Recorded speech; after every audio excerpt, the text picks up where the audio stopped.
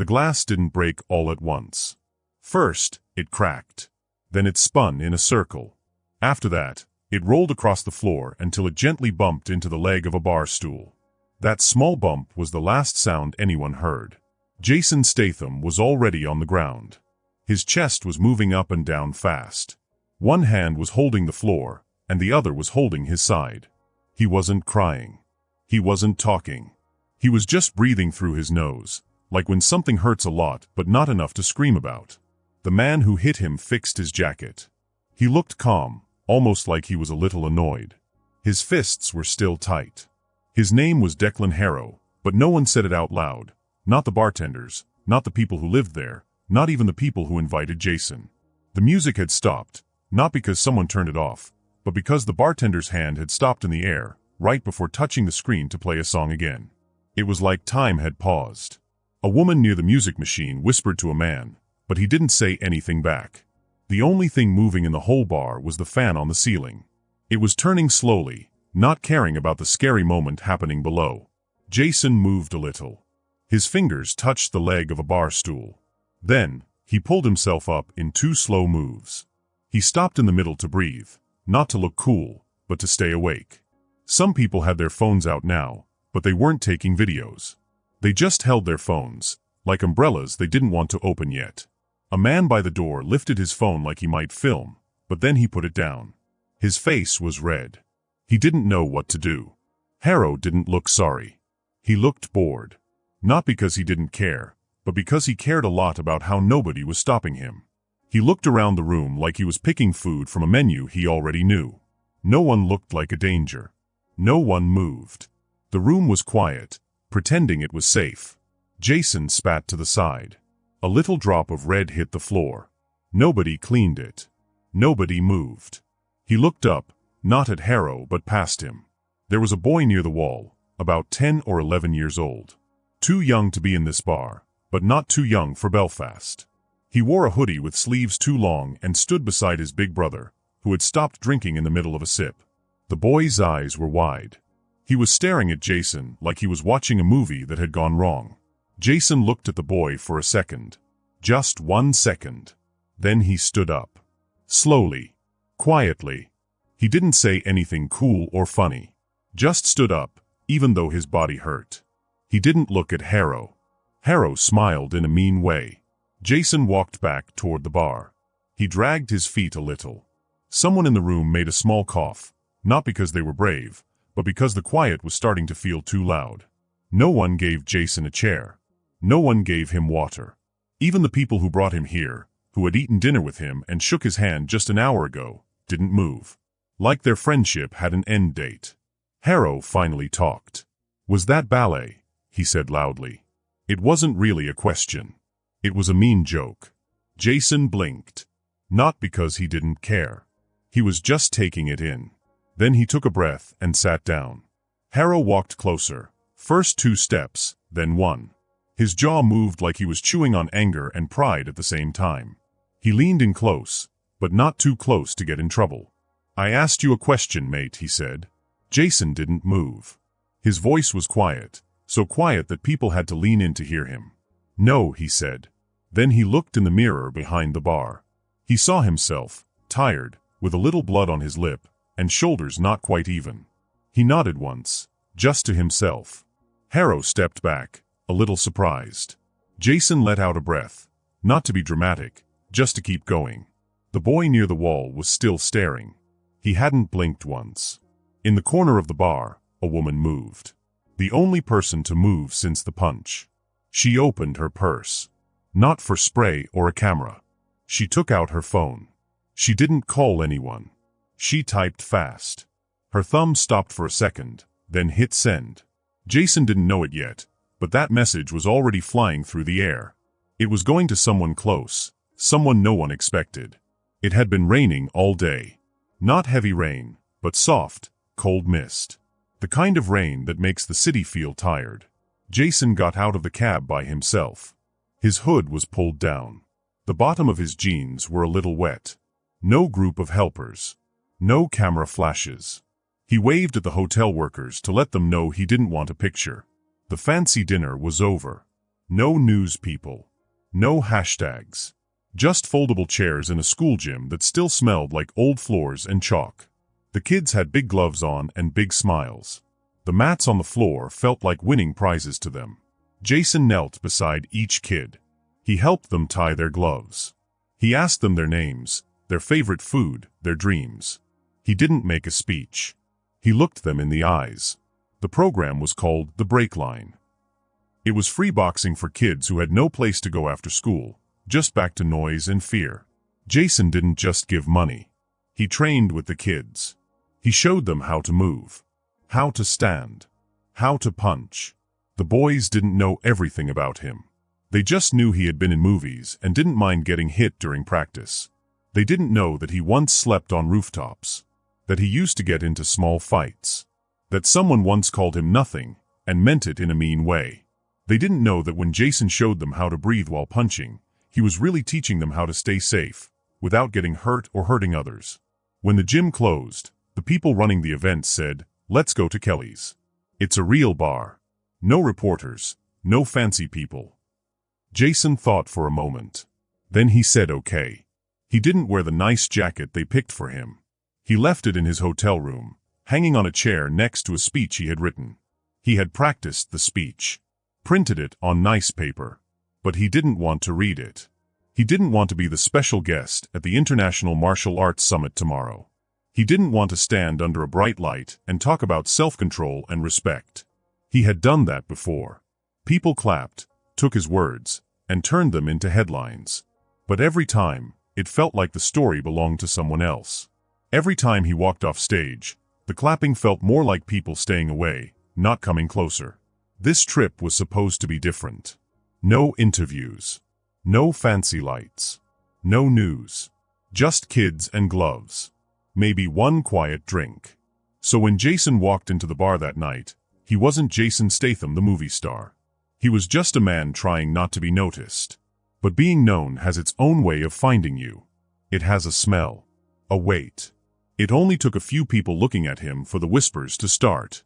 A guy by the dartboard poked his friend. A woman elbowed her cousin. Someone took out their phone like it might tell them if it was really him.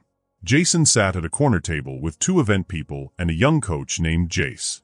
They talked about things they needed: gloves, money, mouthguards. Jason listened and thought about how much he could help with just one ad he had said no to last week. He drank soda water with lime. No ice. Jace started to thank him again when the door opened. Harrow walked in like a man who still thought he was important. His coat wasn't buttoned right. His eyes looked around, not for friends, but for meaning. Jason saw him. He saw how Harrow paused when people noticed him. He saw something dark in his smile. Harrow walked past Jason without saying anything. Just a cold wind from the past brushing against now. Jason hoped that would be the end. But hope, like peace, is often the first thing to break. So he stayed sitting. Left the lime untouched on his glass. Stayed quiet. But when Jace stood up to say goodbye, and Harrow came back toward the table, that's when Jason felt it. That feeling, when being nice stops being safe. He looked at Maeve, a woman sitting nearby with a ginger ale. She was pretending not to watch him. But she knew. Jason knew too. Not every fight starts with fists. Some start with old memories that still hurt. Harrow didn't walk like someone who was dizzy. He walked like a man who wanted everyone to believe he was still strong. His back was straight. His chin was up. His steps were heavy, like he was daring the floor to break before he did. He walked halfway into the bar before someone said his name. A quiet voice came from an old man in the corner. It wasn't friendly. It was more like saying, "The rain's coming." Jason didn't look. He didn't need to. He already knew. "Hollywood's here," the old man said. "What's wrong? Too old for movie tricks now." He didn't say it loudly. He didn't have to. Everyone went quiet after. Jason blinked once. That was it. Harrow stopped walking. He put one hand on a bar stool. His fingers tapped like he was sending a secret message.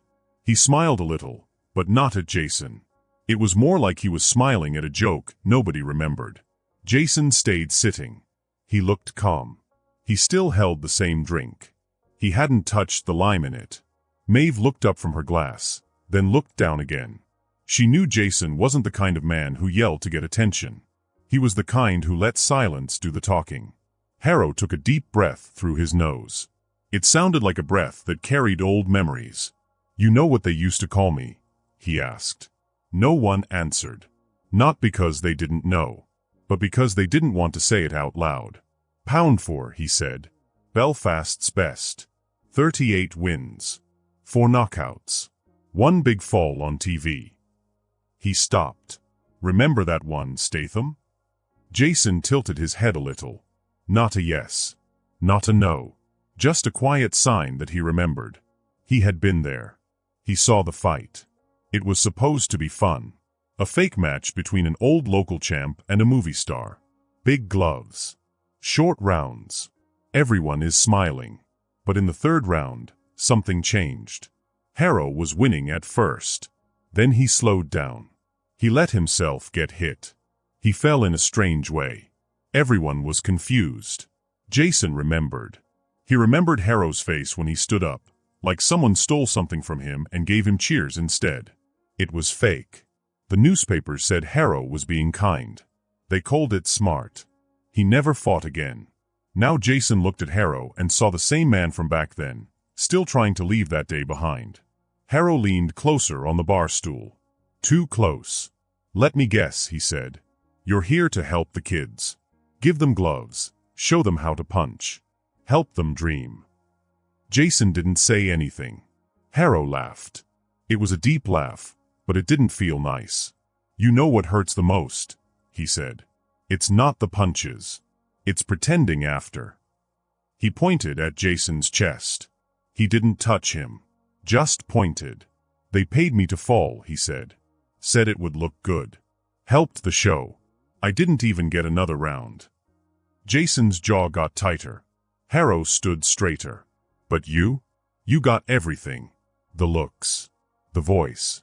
The nice suits. They didn't make you choose. They gave it all to you." Jason spoke quietly and clearly. "You think I chose this?" Harrow didn't smile as much anymore. Jason went on. "I was a diver before all this. A real one. No wires. No camera tricks.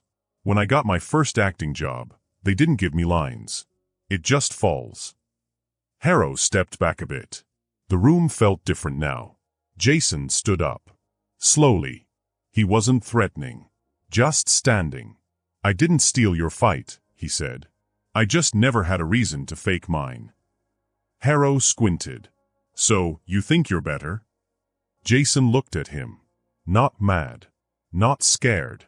"I think we both know what it feels like," he said. "To be told when to fall."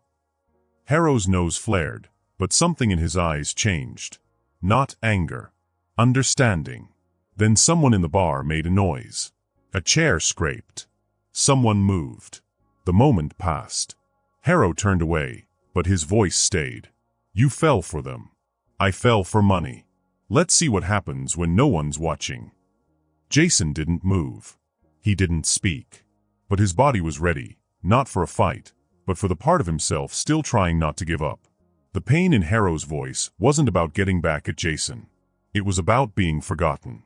Ghosts don't haunt people. They haunt mirrors. Jason didn't say anything. He stepped back, not because he was scared, but because he didn't want to be part of this anymore. He took a breath, grabbed his jacket, gave Jace a nod. He turned toward the door. But Harrow wasn't finished. "Where are you going, mate? Didn't your script tell you how this scene ends?" Jason kept walking. Harrow's voice got louder. "What's the matter? Afraid of a real punch?" That one hit, not the body, but the heart. Jason stopped. Put one hand on the door frame. He could have left. He should have. The air in the room was heavy. Even breathing felt loud. Harrow stepped forward. 2 quick steps. Jason turned slowly, calmly. "Don't," he said. He didn't shout. But it hit hard, like a rock in quiet water. Harrow didn't stop smiling, but the smile got meaner. Then he punched. Fast. Strong. No warning. He hit Jason in the ribs. Jason fell. He hit a stool. Lost his balance. Fell to the ground. This was the same man who could fight 5 guys in a movie. Now he was crawling. His breath stuck in his chest. No one gasped. The room just froze. Even the fan above looked like it stopped. Jason's hands pushed against the floor. He moved slowly, one hand, one knee, one breath at a time. The pain told him not what broke, but what refused to give up. Harrow didn't move. He stood tall, not waiting for Jason to fight back, just waiting for him to give up. But Jason didn't. He looked up. No anger. No fear. Just clear eyes. In the corner, Maeve had stopped pretending. She held her glass tightly. Her jaw was tight too. Then she moved. She didn't run to Jason. She didn't yell. She stepped back into the shadows near the coats. Took out her phone. She typed. "He's not hitting back. You will. Please." No dots. No smiley faces. Just the words. She sent it. The message went to a phone 10 minutes away. A phone that didn't ring much. Not watched by helpers. It belonged to one person Jason never showed to the public. Chuck Norris was in Belfast. Not for a speech. Not for fame. Just watching. Jason had asked him to come later. Said he wanted to do it alone. Chuck agreed. But he never said yes. He just nodded, like a man who knows storms don't wait for permission. Now the message came. He read it once. That was enough. He stood up. Took his coat. Said nothing. Back in the bar, Jason was standing again. Barely. There was blood on his lip. His breathing was short. Harrow was walking in a circle. No rush. Just waiting. No one helped. Not because they didn't care, but because deep down, they thought heroes had to stand up alone. Jason was trying to prove them right. His body was tired. His legs were shaking. He ducked a punch. Just barely. It hurt. His ribs were counting seconds now. Harrow came at him again. Jason pushed off a table. Turned. Hit Harrow in the shoulder. It made a noise. That's all. No damage. Harrow smiled. His teeth were a little red. He looked happy. Like he didn't want to win anymore. Just watched Jason fall apart. Jason stepped back. Arms up. Trying to protect himself. His breathing was loud now. Harrow swung again. Hit Jason in the jaw. Jason stumbled. I tried to grab a chair. Missed. His knee hit the floor. Then his shoulder. Then everything else. Harrow stood over him. You fight like you're acting, he said. All pretend. No power. Jason tried to sit up. Harrow pushed him down with his foot. Jason's head hit the stool. Cold. Hard. Harrow walked to the bar. Picked up a bottle. It was full. Heavy. He looked at it the way someone looks at an old tool they know too well. Like he was ready to use it again. He turned around. Nobody moved. A man near the jukebox shifted his feet, but he didn't come closer. A woman near the pool table whispered a prayer, but she didn't finish it. Maeve leaned back against the wall. Her fingers gripped the strap of her bag tightly. Her phone had already sent a message, but sometimes help doesn't come right away.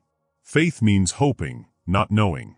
Jason lay on the floor, turning just enough to breathe without tasting the blood in his mouth.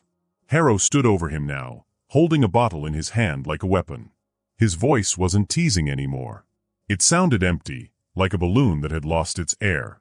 Then a sound came, not from Harrow, not from Jason. The back door. It didn't open quietly. It slammed. Loud. The kind of slam that makes everyone stop what they're doing without thinking. It felt like the whole room held its breath. Heads turned without meaning to. The room was frozen. Cold light from outside spilled in, pale and sharp, like winter air. And then, someone walked through it. Chuck Norris. He didn't walk in like a hero in a movie. No music played. Nobody shouted his name. He didn't look around. He didn't puff out his chest. He just walked in like the ground belonged to him. Harrow lowered the bottle a little bit. Chuck's voice came next. Put it down, he said, or I'll pick up what's left. Harrow blinked. His hand holding the bottle shook just once. Not fear. Not yet. But he recognized the name. No one cheered. No one clapped. But the air felt different. Like something had broken. Like everyone could breathe again. Harrow laughed a little and stepped back. So they send in another actor, he said. Chuck walked forward. Not fast. Not slow. Just calm. The sound of his boots didn't echo, but everyone heard them. I'm not here for the scene, Chuck said. I'm here for the silence after it. Jason, still on the floor, lifted himself onto one elbow. He looked at Chuck, and Chuck looked back. Jason gave the tiniest nod. Harrow looked at them both. He tried to smile, but it looked wrong. What is this? Harrow said. Some kind of double feature? Chuck stopped 5 feet away from him. No, he said. Just a correction. Harrow gripped the bottle tighter. Chuck looked at the bottle, then at Harrow's eyes. That's not a weapon, Chuck said. That's just a way to wait. You don't want to fight. You want to finish what someone else started. Harrow didn't move. Chuck took one more step. And I'm here to end that pattern. The bottle lowered. The silence didn't. Chuck walked past Jason slowly, giving the moment time to breathe. No one blinked. It was like time had paused. When they finally blinked, Jason was sitting up. Harrow still held the bottle. And Chuck was between them, facing Harrow, the man who thought he was still in charge. Then, the bottle fell. It didn't break. Chuck raised one eyebrow. That was all it took. Harrow stepped back. Jason smiled for the first time that night. It didn't last. Some lessons still had to be learned the hard way. Harrow wiped his mouth, like he had just eaten and was ready for dessert. He raised his voice so the whole room could hear. Another actor, he said. This pub's turning into a stage. No one laughed. No one moved. But everyone heard it. Chuck didn't answer. He didn't have to. His silence was heavier than any words. He stood still, like a mountain that had always been there. His hands were open. His shoulders relaxed. He wasn't getting ready to fight. He was waiting for the right moment. Harrow started walking in a circle. Slowly, then faster. His boots scraped the floor. He rolled his neck, cracked his knuckles, and spit near Jason's feet. You gonna stand there all night? He said. Or are you going to move? Chuck didn't blink. Harrow ran at him. His first punch flew toward Chuck's head. Chuck leaned back, just a little. The punch missed. Another punch came fast, a body shot meant to hurt. Chuck stepped aside. I missed too. Harrow tried again. A big swinging punch, angry and wild. Chuck ducked, moved left, kept his hands low. He didn't fight back. He didn't panic. He just waited. Harrow backed away, shaking his arms. Sweat started to show on his forehead. He had been in real fights before. Painful ones. But this wasn't a fight. This was something older. Something quiet. Like trying to punch a ghost. He gritted his teeth. Raised his fists again. Then he ran. One last try. A fast, hard choice. Chuck turned. Just one move. One step. His right leg came up. The kick didn't shout. It didn't need to. It floated. Then, crack. His heel hit Harrow's jaw. Harrow didn't fall. He flew back. Like gravity had grabbed him. He crashed into a table. The wood broke. Glass shattered. A chair tipped over. A man at the bar dropped his drink. Silence. Chuck lowered his leg. I stood still. Took one breath. Jason coughed on the floor, propped up by one arm. His ribs hurt like lights flashing in pain. Blood had dried on his face. He watched through one good eye. I saw everything. Maeve moved first. She rushed across the wooden floor. Knelt beside Jason. One hand on his shoulder. The other checked his pulse. I'm okay, Jason whispered. But his voice shook. Like something inside him was almost broken. Chuck didn't walk to Jason. He walked to Harrow. He passed the stairs. Past the men who had stared at the ground all night, pretending they weren't part of this. Harrow lay on his back, mouth open, eyes blinking. Chuck stood over him, not like a giant, just still. Then he knelt. He didn't look at anyone else. He didn't raise his voice. "You didn't fall because I kicked hard," Chuck said. "You fell because you forgot who you were before the cheers." No anger. No show. Just the truth. Then Chuck stood. I walked away. Jason pulled himself up with Maeve's help. One hand on her arm. One hand on his ribs. He didn't talk. Just watched Chuck like gravity had a name. Nobody clapped. Nobody cheered. But nobody would forget. Chuck reached the door. I opened it. Walked into the Belfast rain like he had somewhere better to be. The silence stayed behind. But this time, it felt good. It felt right. The hospital didn't look like a place where big things happened. Not in this part. Not in this hallway. It was quiet. Not because of peace, but because time felt slow here. Like the world outside had forgotten this hallway. Jason walked beside Chuck. His steps weren't steady. One hand touched his sore ribs. The pain was smaller now, but it was still there. Some pain doesn't go away. Not the kind you don't talk about. They didn't say much. Since the bar, they hadn't needed to. Room 217 was at the end of the hall. No police. No noise. Just one name on the door, Declan Harrow. Jason reached the door. He didn't knock. Inside, the lights were dim. The room felt gentle, not cold. No TV. No flowers. No cards. The window was open just a little, letting in the morning air. Harrow was in the bed, sitting up. His jaw was wrapped in bandages. His shoulder was bruised. His skin looked pale. His eyes were open. Not sharp. Not sleepy. Just calm. He stared out the window, like he was watching someone else's life. He didn't look when the door opened. He didn't blink when Jason came in. Jason stood a few feet from the bed. Chuck stayed by the door, leaned against the wall. Arms folded. He didn't stare. He didn't look away. He just listened. Like silence was something you could hear if you tried. Harrow didn't move. Jason looked around the room. He wasn't looking for a story, just for truth. There wasn't much in there. A tray, a half-full cup of water, a blanket folded neatly, and a paper. Jason saw it. He knew it. A brochure from the youth center. The kind they gave to kids who needed something strong to stand on. It didn't promise to fix everything, just to help. At the bottom, written in pen, was a name. Declan Harrow, volunteer coach. Jason didn't touch it. He just looked. Harrow blinked once. Jason started to talk, but then stopped. Words weren't enough. So he stood there, quietly. Chuck stepped forward. Softly. Like the room didn't need noise. He walked to the foot of the bed. Harrow looked at him. Only his eyes moved. Chuck glanced at the paper. Then at Harrow. No anger. No pride.